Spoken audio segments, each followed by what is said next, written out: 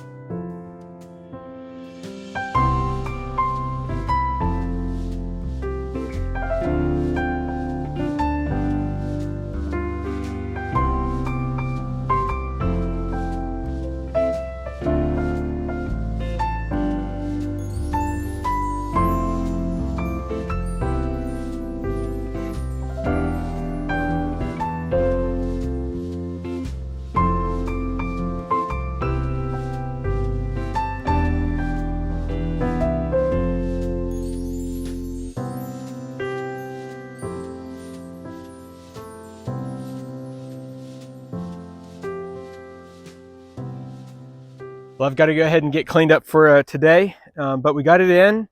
We got the concrete in. It's all level, plumb, and I'm really looking forward to getting the sawmill on here and the rails. So that will be next. I'm actually going to get some gravel in here. I didn't get gravel before I did this because I didn't have to dig through the gravel. So gravel's coming next, and then after that, we'll go ahead and get the rails for the sawmill on. So anyway, thanks so much for joining me today. If you've not already done so, please consider hitting that like button and subscribing to the channel. I really appreciate you and your support, and we'll see you on the next video.